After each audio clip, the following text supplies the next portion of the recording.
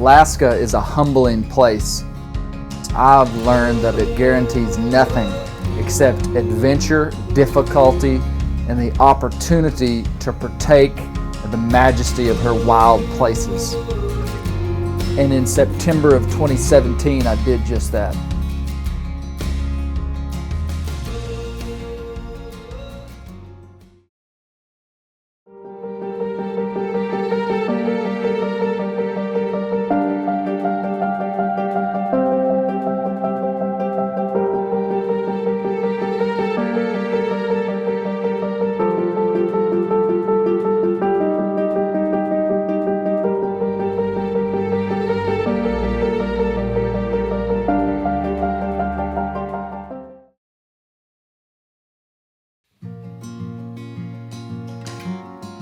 After an unsuccessful brown bear hunt in 2014, I was anxious to get back in September of 2017.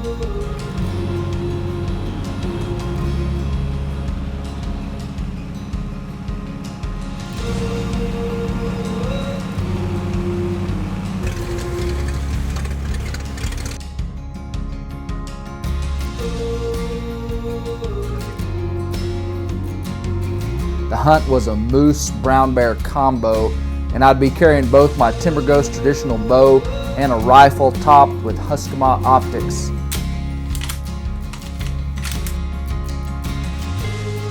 Gathering the data for the custom turret was easy.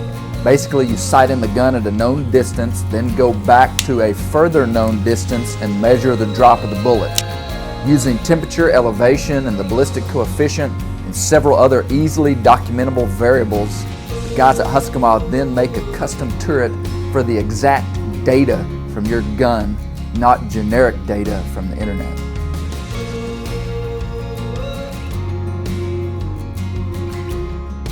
I like it when scientific-based wildlife management locks horns with something deeply emotional, even spiritual, and inflames the passions of the human heart. And I'm talking about hunting big brown bears. To the hunter, Alaska is a metaphorical mecca, but it's proven to me to be a humbling and even lonely place. Majestic and vast landscapes can help fade out the murmur of our civilized lives, but that relief is just temporary. When you go to fantastic places, you reap the enjoyment and reward of how well your life is ordered back home. A well-ordered life makes wild places produce good fruit, and for me, it helps put God's bigness inside of me.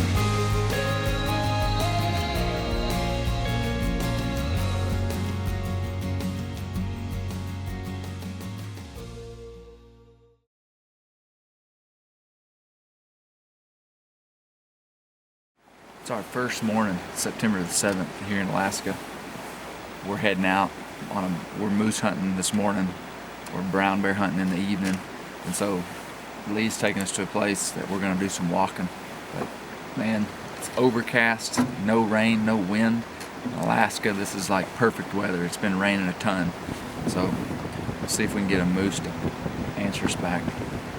Moose hunting would prove to be very difficult. The peak of the rut in this area is between September 20th and the 25th on most years, and the bulls just weren't responding. We would end up hunting 5 mornings in areas with fresh moose sign, but never lay eyes on one. What would prove fruitful was the salmon fishing. It was late, but we caught a fresh run of silvers coming up the river, and they are spectacular fish. The only thing that would make this legit is if I was a fly fisherman. I can throw a fly, but I don't even want to pretend like I'm a fly fisherman. Because I'm not.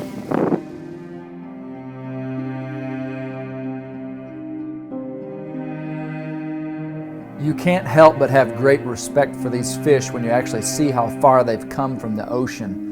Most of them weren't good for eating because of how late in the season it was, but we caught a few that were still good.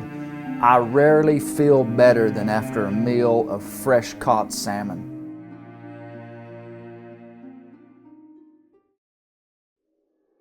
In the evenings, we were hunting a bait site located near a salmon stream for brown bear.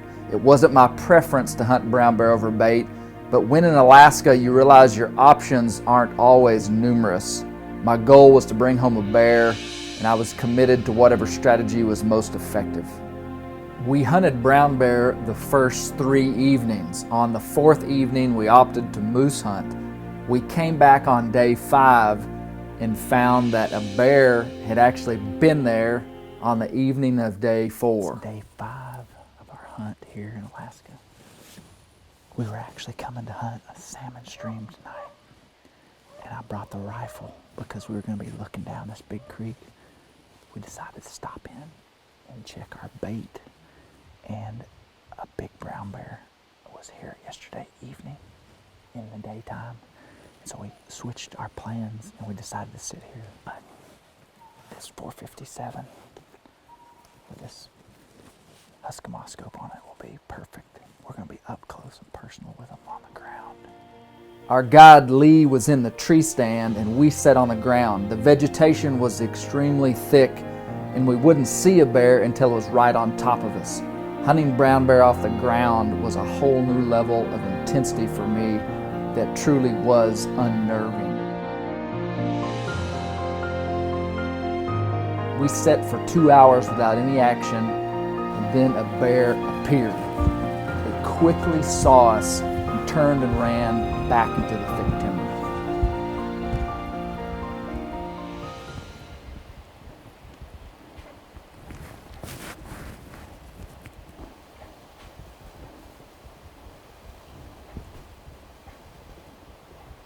It was clear the bear wanted to come in, but was spooked by what it had seen. The bear started pacing up and down a trail that I had sight of, and I knew that my only shot was going to be a frontal shot.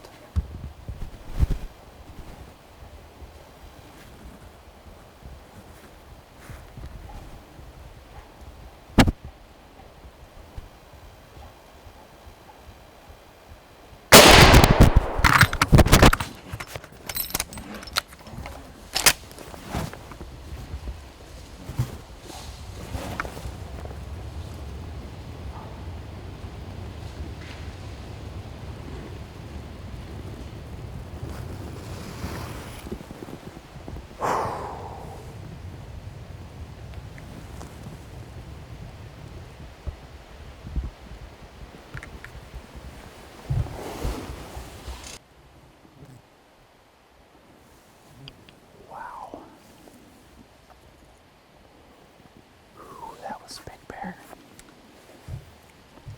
Holy cow. We're in Alaska. It's day 5. It's September 11th.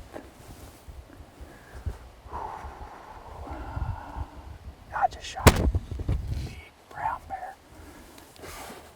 And I'm shaking like a leaf. It didn't like us that we were here. It saw us. Didn't want to come in. Woofed and popped and bounced around. When I hit it, it rolled. Hit it right in the chest with this 457. Wow.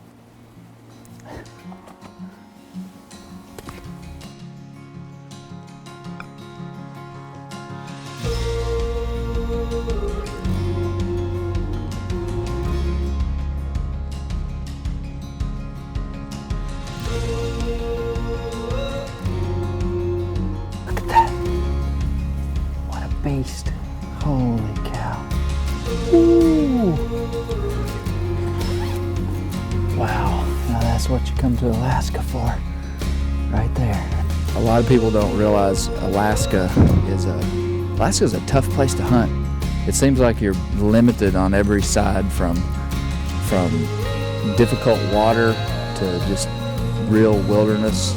Killing an animal up here seems so romantic and even seems easy by some of the things you read and watch, but man, it really is a wilderness. It's a tough hunt, and you're fortunate to get an opportunity even at one animal in a hunt.